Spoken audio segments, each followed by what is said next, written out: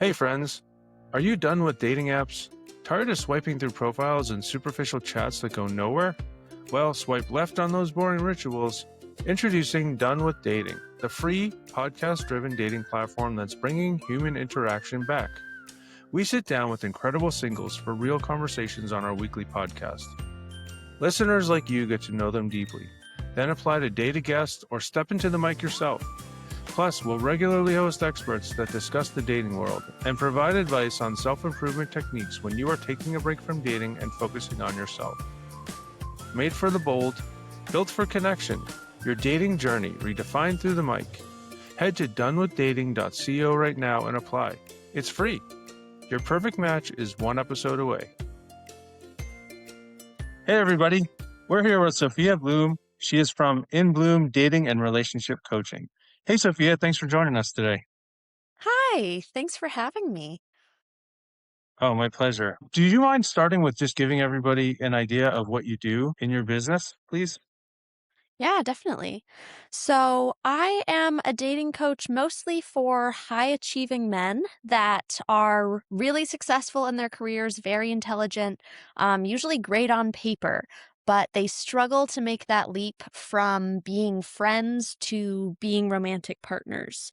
So, I help them really identify what their most attractive traits are and then how they can learn to really effectively showcase those on dates in a way that make people feel connected to them and be able to really understand not just intellectually how great of a partner they could be, but also with their emotions how great of a partner they could be.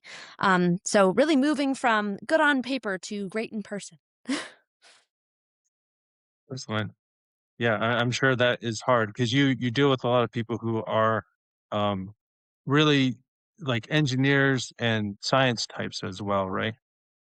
Yeah, so I specialize in mock dating, attachment theory, and neurodivergency, but there's a lot of different types of people that I end up working with, and there's a lot of common themes, and that is definitely one of them. I get a lot of people that are very intellectual and sciency, so I do have a lot of like the engineers, lawyers, chemists, that kind of energy. Excellent. Yeah, and one of the things that you talked about was the idea of brain mapping. Could you talk a little bit about that, please, in terms of how you do that for people? Yeah, so it's something that I've done ever since I was a child, and it's not really something that I've heard about a whole lot of other people doing, but socializing wasn't something that really came naturally to me. I'm somebody that really had to learn it. And a lot of that is because my brain doesn't really think the same way that most people's does. So I spent a lot of time just learning to really observe and figure out like how people thought and why they thought those ways and what patterns the way that people thought, like what patterns that operated on. And so brain mapping is what I call it when I'm figuring out like what patterns an individual has. And so a lot of times when you have certain aspects of your personality, there are other things that kind of come along with that. I would consider our brains kind of like an input output system where like it's a system of neurons and consciousness is kind of overlaid on it. So if you have certain pathways, like your attachment system is one where if you have certain behaviors, you're more likely to have other behaviors also. So everything in your brain is kind of a probability of how likely is it that you have this thing in your brain or this thing in your personality. And brain mapping is really the process of me figuring out what is the probability in your brain particularly. Wow, that's fascinating. And so you do that for each client that you have. It's something that I just sort of have done for my whole life for every person that I meet, and it just really comes in handy in dating coaching. So, it is something that I do for the clients, and it's also how I help them understand their interactions with other people because I can understand what other people's brains are doing and how they interact with their brain.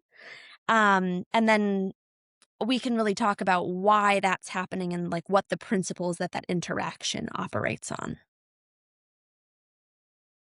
How quick would this process be for you?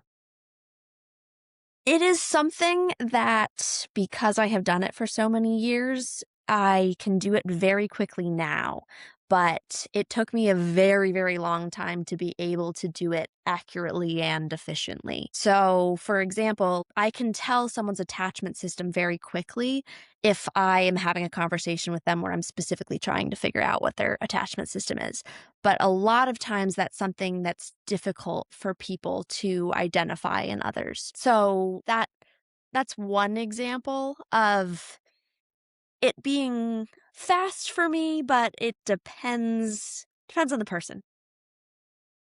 Okay. So if you run into an enigma, it might be a little bit longer, but generally with most people, you can do it.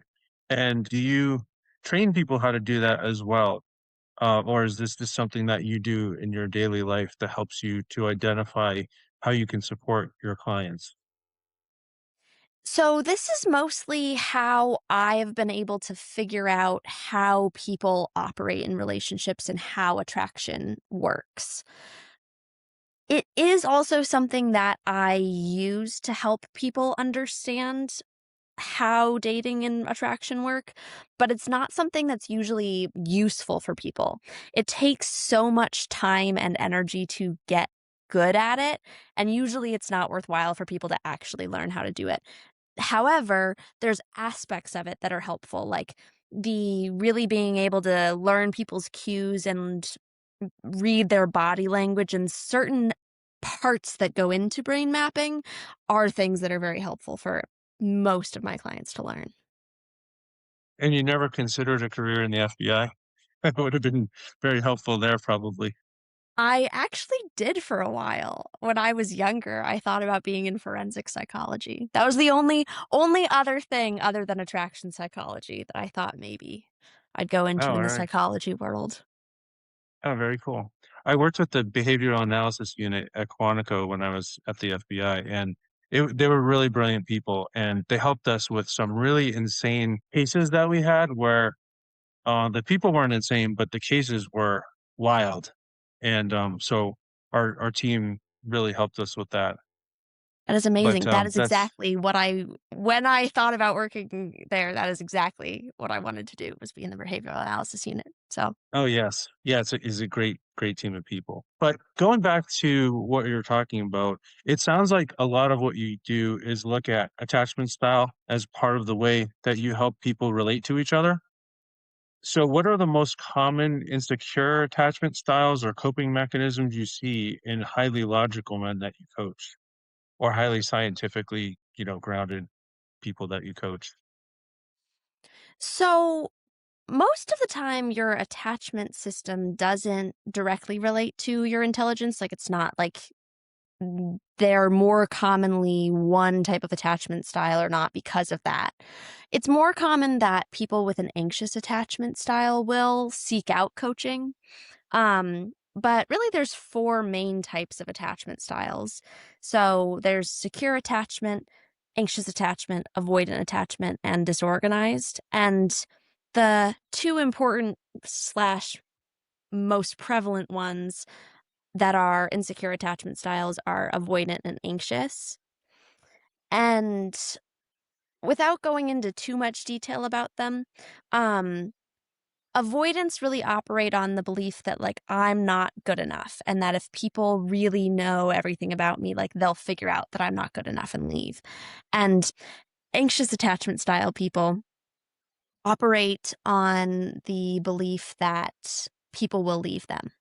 So even though those are very similar, they operate slightly differently. So people that have anxious attachment styles are typically trying to keep people close and really are checking to make sure they're there, and it's all about this, like, all about holding on very tightly.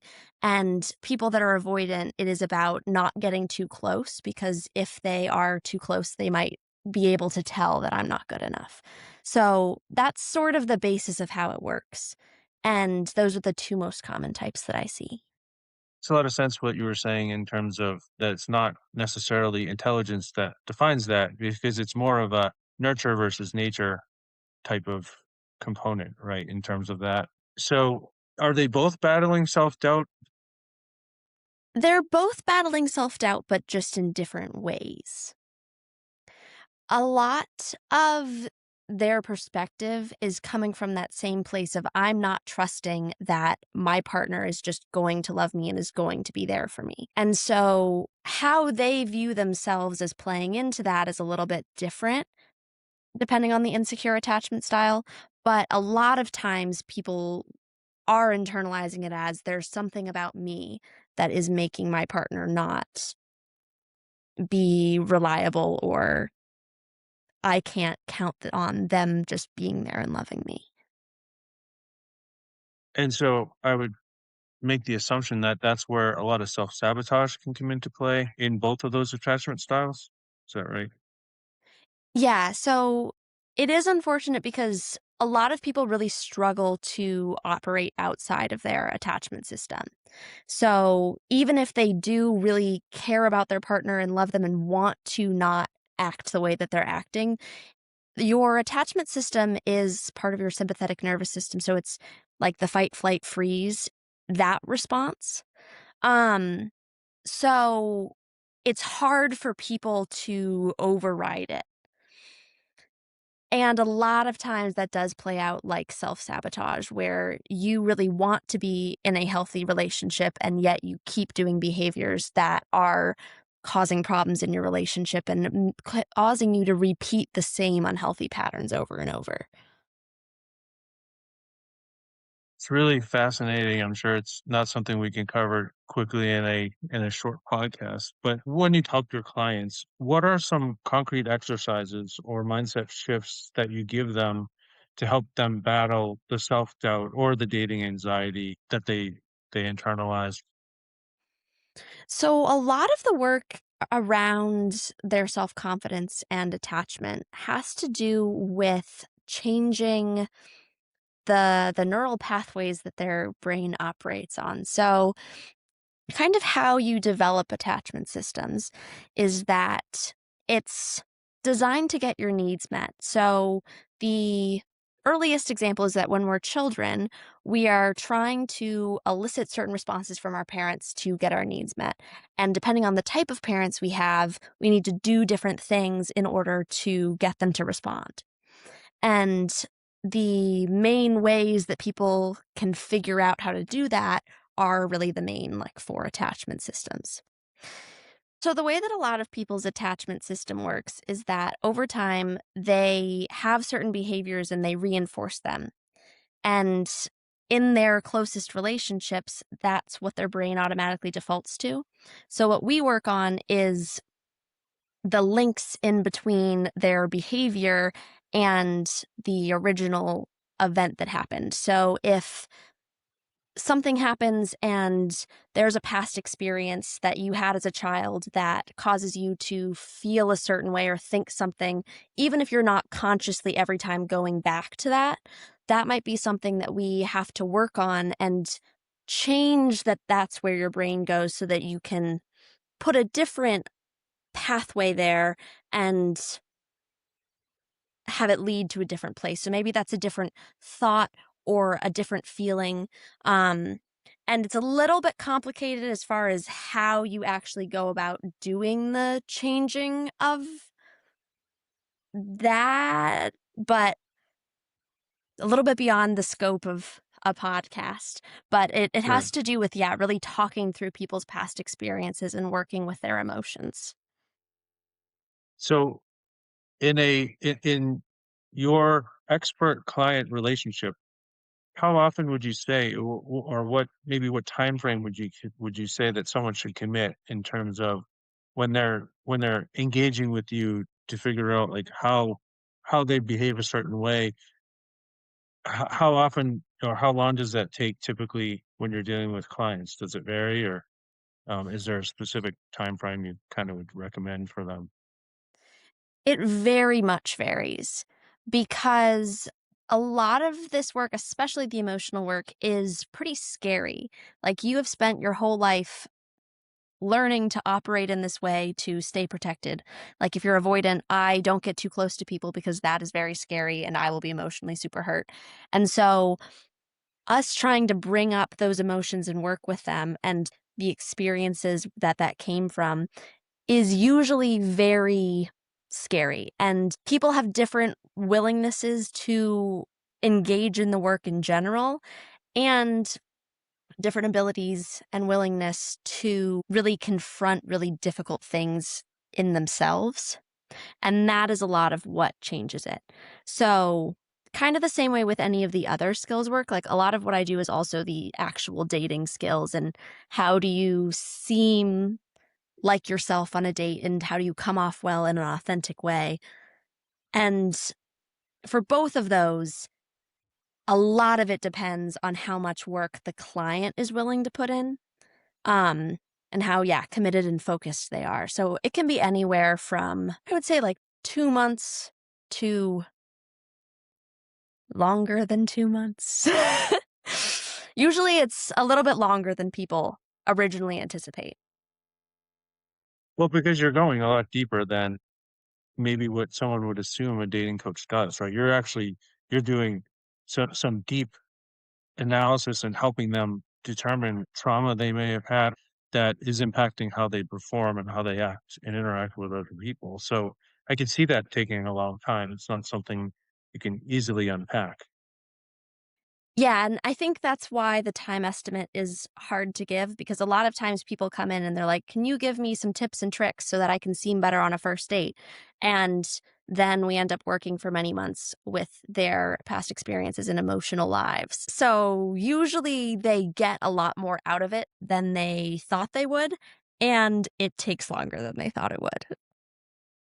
Sure. Well, I mean, I've seen a lot of advertisements for different entities out there that do the whole quick like, oh, we'll teach you how to flirt, we'll teach you how to date, those types of things. But those seem like they are peripheral, just just surface level type of engagements that you could do that are just little hacks here and there, but it doesn't fix the underlying issue or doesn't necessarily get to the underlying flaw or problem that someone has based on that trauma that they may have received. So it's really interesting. I hadn't engaged with a dating coach before, so it's really interesting to hear your perspective and what you do and the level of depth for that. Um, I would probably let me just try to transition to something a little lighter and talk about a really funny experience I saw that you had. And if you could indulge me and just tell the audience about your Whole Foods story. Yes, my Whole Food story. I wonder if he'll see this someday now that it's getting around. So there was one time that I was going on a first date, and it was someone that I had met through online dating. And we were supposed to meet in Whole Foods in like the cafe part above it. And I got there early to do shopping. And as I was going through, I saw a very attractive man. He was very like Old Spice looking. Uh, and I texted my best friend, "Oh my gosh, I just saw the hottest man I've ever seen in my life in Whole Foods." And I sent it to her, except I didn't send it to her. I sent it to the guy I was about to go see who had not yet arrived at Whole Foods. Oh my god, that's Uh, funny. yeah, and I am a very difficult person to make uncomfortable. Like, I always say, like, "It's only awkward if you make it awkward," and that was one where I almost was like, "Do I just bail? Like, do I I have no idea how I'm gonna come back from this." Uh, but I did stick it out, and it turned out to actually be a pretty good date. He actually was also very attractive, which I kinda made it worse, but but our date was pretty good. We did make Oh, plans that to is see each awesome. other after that, so you can come back from anything is really the Right, moral of yeah, that story. A totally. lot of times I have clients that are like, "Yeah, it's ruined now. I did one thing," and that is my example of, like, y it really doesn't matter any one singular thing you do, like, people sweat things a lot more than they need to, if I say one wrong thing, they're not gonna like me anymore, and trust me, you're fine. That's awesome. I mean, I appreciate you sharing the story. Talking about your own, modeling your own vulnerability like that, it sets a good example for how people can just recover from these types of maybe early dating mistakes. Do you give a lot of your life examples with your clients to be able to illustrate for them how these like, tiny or small mistakes, you know, that everybody makes, you can actually, recover from those pretty easily? Yeah, I would say so, and I also use my own perspective a lot. Like, a lot of what I'm saying is coming from research, and I read a lot about it, and so much of my life is about dating and attraction and learning objectively about it. But there is also a piece of it that is my own experience and thoughts about this is how I think about it as a woman, and if you sent me this text, this is what I would think. So there is a good amount of my own experience that does come into it. So, in terms of these people who are rational, career driven thinkers, how do you help them to not get lost in the emotional side of modern dating? So, I would ask it in terms of what's the single biggest mindset shift to help people kind of bridge the gap between their logical perspective and creating the genuine connection that you're helping them connect with? One big step is to recognize that not everybody else is going to think about things the same way that you are. We all are inclined to just assume that other people are thinking the way that we're thinking. And a lot of times, what ends up happening is that they are acting authentically, but because other people are expecting them to act the same way that they think, their version of authentic is making people misinterpret them. Because if somebody else was to act like that, they would be thinking different things that would be leading to them acting like that. So, in a weird way, some of what we work on is how do you change what you're doing so that you present in a more authentic way and people really are able to see what you're actually like and don't misinterpret you because you're being sometimes like too straightforward or too logical. That makes sense. Definitely. In my experience, and I talked to a previous guest who talked about his experience too, particularly with the dating apps where you get into a rhythm, it's almost like a script. And my girlfriend, when we first started dating, she wasn't sure if I was on the spectrum because she asked a simple question and I gave her this answer that was just my normal answer to someone, but she was like, I don't know. He was like really just kind of, I don't know if I was too dry or if I was just too rehearsed, but she said it sounded like I was reading from a script. And so I think because I had gotten so far into this, I had been dating a lot. I'd gone on a ton of first dates. So I got into this pattern and it was actually self-destructive for me to stay in that because she and probably other women were like, he sounds like he's just reading from a piece of paper. That's something that comes up a lot in coaching is that you want your conversations to be unique and specific to the person. And so, for example, with sending like opening messages on dating apps, I always say, like, if you can send that message to any person and it makes sense, it's probably not a good enough message. And kind of similarly, like in conversations, you want to be having a conversation that is different and interesting and unique. Like, and that is what's really going to spark interest and emotion is if it's not something that is just the mundane, scripted, "I'm saying this because this is what I say every time. I'm telling you this is my job because that's what you're supposed to ask and talk about." It's more, "I'm really curious about this thing about you because I genuinely want to know." And so sometimes I have some clients who are really great at that naturally, that they ask just really unique questions. And for other people, it's harder and something that they need to devote time to figuring out what are some ways to elicit more unique responses. It's brilliant insight, really. I mean, I could use that Hopefully, I'm not back on the dating circuit at some point, but it is brilliant insight for people that are listening. So the last question I had for you is a lot of times you have people who are typically men who want to help other people, and they are the type of person that could get into trouble for that, for if someone's venting to them, providing unsolicited solutions for things like that. How do you coach people into being a better active listener and maybe not a problem solver, even though they typically are coming from maybe a problem solver background?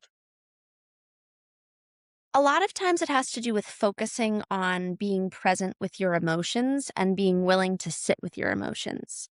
So, something that's very powerful and connective is being willing to feel something with someone. So, if they're sad, being willing to be sad with them and not feel the need to change that or make them be different.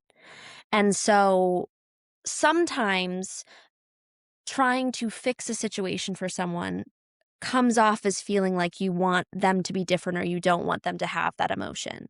And that really means you're missing an opportunity for them to feel really seen and like you understand them and their emotions. So the focus is on being able to feel how them feeling like that makes you feel and validating their emotion and saying like this is why I understand the reason you'd feel that way and I'm want to be a part of your experience. Definitely helpful. It'll hopefully help me in my future. I'm um dealing with women and my girlfriend when she has an issue or some, or my sisters, my mom. So thank you for that. So we're at the end of time. Would you like to let us know where we could find you? Sure. So my website is sophiainbloom.com and all of my social media is Sophia underscore in bloom. Pretty much when in doubt, anything Sophia with a PH in bloom. My name is Sophia Bloom. So anything like that and it will come up. So that's how you can find me. And if anybody found this helpful and is interested in coaching, I do free consultations to learn more about what it is that you're looking for and if we're a good fit. And other than that, I really appreciate you having me on. So thank you very much. And I hope that people found this helpful.